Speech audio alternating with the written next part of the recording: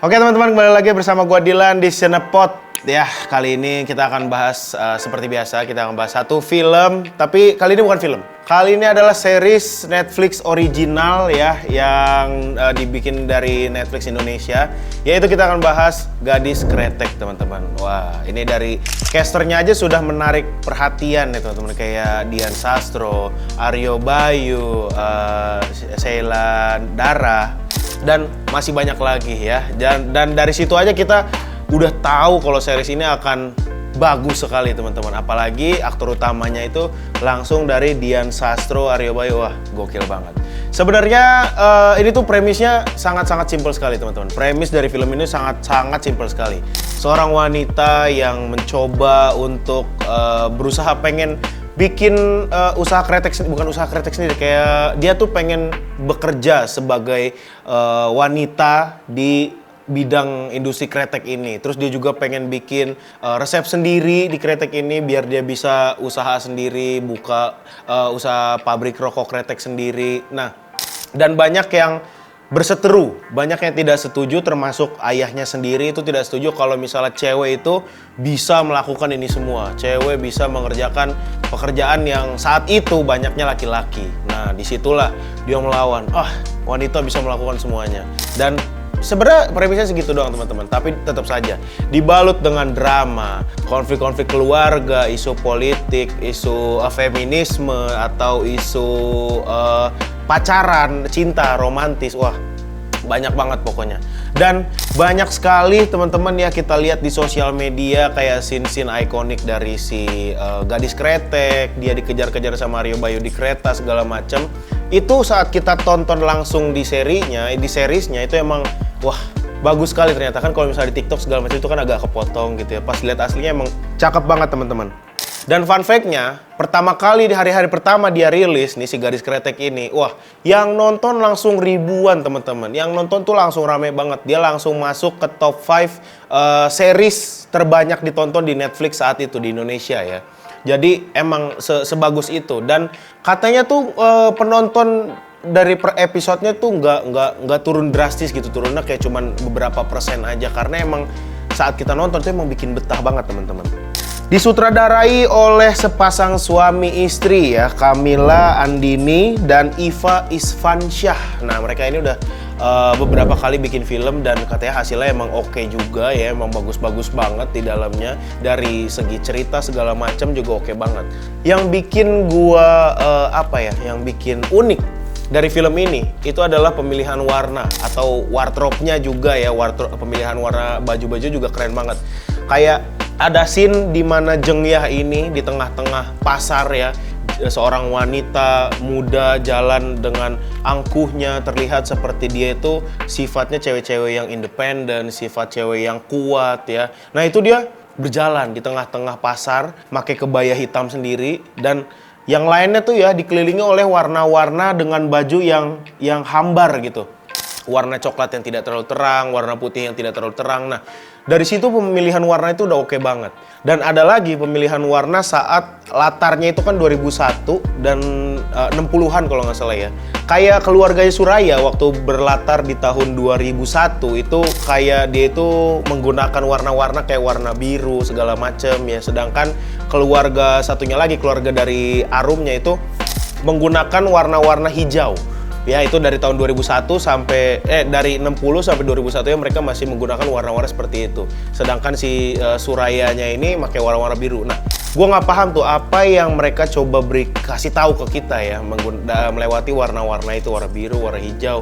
Sedangkan kalau dari arti-arti warna di Google, itu biru itu artinya keindahan laut, kebebasan. Hijau itu artinya dia bertumbuh, kemakmuran, klorofil.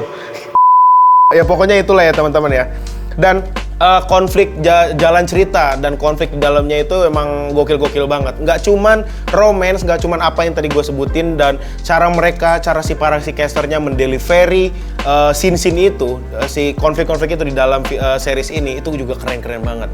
Kayak contohnya Jeng Yah yang diperankan oleh Dian Sastro ini pengen berpisah dengan salah satu lelaki yang banyak banyak disukai oleh para penonton Gadis Kretek nih, karena si Suraya ini kan katanya lelaki jahat, sedangkan si Ibnu Jamil tuh jadi tentara gitu, dia jadi aparat yang pamit sama Jeng Yah ini, dia pengen bertugas ke Papua apa ke mana gitu, pokoknya daerah situlah yang lagi ada konfliknya. Nah, saat scene itu mereka berpisah, wah itu sangat-sangat emosional banget tuh. Dimana katanya ya, dimana itu kalau misalnya gue lihat sendiri tuh kecupan kening Ibnu Jamil ke Jeng Yah itu lebih hidup, karena menunjukkan ke kita semua bahwa kemanapun Doi pergi, kemanapun dia bertugas sama segala macam, dia akan selalu mencintai Jeng Yah. Wah gokil banget bro. Jeng Yah akan menjadi salah satu tujuan di mana dia pulang. Gokil. Salah lagu lagi. Lagu yang pulang bukan gitu nyanyinya.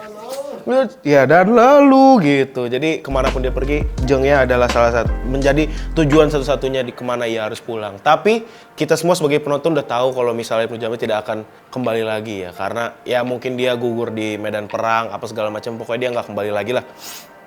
Dan ada juga scene-scene emosional lainnya kayak misalnya si Jeng Yah seorang yang yang keras, yang kukuh, yang kuat, independen segala macam, pertama kali tersenyum terhadap seorang pria, yaitu si Suraya ini, yang diperankan oleh Aryo Bayu. Si Aryo Bayu itu sebenarnya lelaki yang ekonominya agak kurang, ditarik sama Jeng Yah untuk kerja di pabriknya dia. Waktu itu si Jeng Yah itu lagi kaya-kayanya ya, ditarik di situ, dan seiring berjalan waktu Jeng Yah suka sama dia ya, dan Jeng Yah itu seorang yang keras itu bisa tersenyum dengan Suraya itu. Nah makanya itulah termasuk salah satu scene yang emosional juga teman-teman untuk para penonton yang nonton Gadis Kretek ini. Wah, Doi bisa bikin Jeng Yah senyum gitu. Wah itu gokil banget.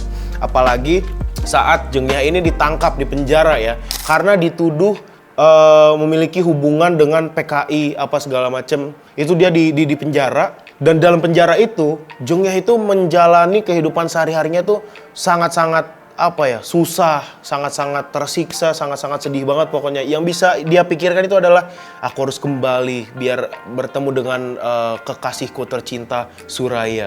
Tapi pas Jeng Yah keluar dari penjara setelah bertahun-tahun tuh ya, dia keluar dari penjara, ternyata si Suraya ini sudah menikahi perempuan lain teman-teman. Wah gokil banget. Saat dia miskin dibantu Jeng Yah, saat dia kaya tidak dibantu si Jeng Yahnya. Ya kasihan banget teman-teman. Apalagi saat dia bertemu nih si Suraya ini dan Jeng Yah ketemu di stasiun. Emang stasiun ini gokil bro. Salah satu set ya, salah satu tempat yang bisa meromantisasi sebuah scene yang ada di film. Soalnya banyak banget scene-scene romantis yang ada dalam film terkenal itu dilakukannya di stasiun ya. Kayak contohnya bang yang di stasiun-stasiun. Oh Before Sunrise ya bang ya. Before Sunrise, Hachiko. Ya banyak banget yang bisa meromantisasi sebuah stasiun.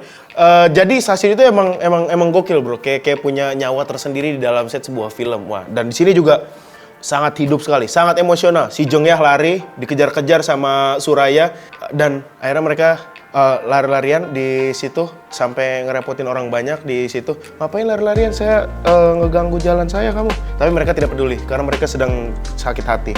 Nah disitulah Suraya itu menawarkan diri kepada Jeng Yah.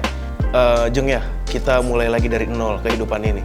Tapi mereka berdua tahu kalau Suraya itu udah memiliki anak, sudah memiliki istri.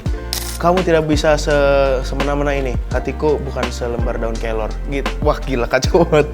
Kacau banget pokoknya. Seru banget. Kalau misalnya nonton ini emosional tuh dapat banget. Apalagi Dian Sastro, Aryo Bayu itu salah satu aktor dan aktris yang udah gede banget ya. Mereka sudah tahu apa yang harus mereka lakukan di scene seperti ini, di scene seperti ini. Mereka harus tahu treatmentnya seperti apa gitu. Nah, supporting casternya seperti Tisa Biani, Sheila Dara itu juga gokil banget teman-teman. Kayak Tisa Biani tuh kelakuannya tuh biasa banget ya. Kita lihat aktingnya tuh biasa banget di dalam, kayak cuma minta jajan.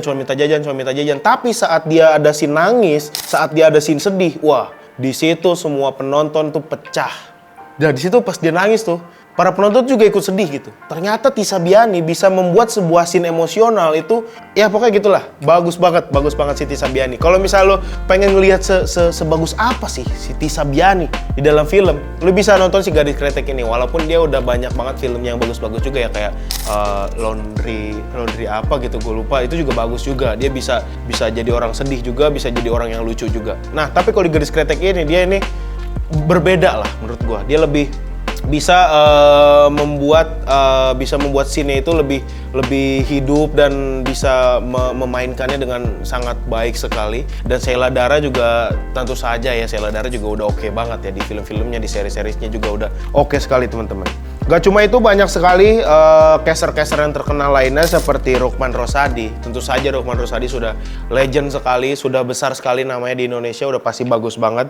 Syaina Febrianti atau Ferdi Sulaiman dan Uni Yuta juga udah banyak banget lah pokoknya caster-caster yang masuk ke dalam sini, yang udah besar-besar bermain di dalam sini dan bisa membangun series ini tuh menjadi lebih gokil lagi. Saat ditonton tuh bikin kita betah banget teman-teman, emosi dapat, kita mendapatkan keseruan-keseruan juga di dalamnya, konfliknya lebih dapat. Apalagi ya Suraya juga yang diperankan oleh Bayu ini berhasil membuat para penonton itu geram dengan kelakuannya.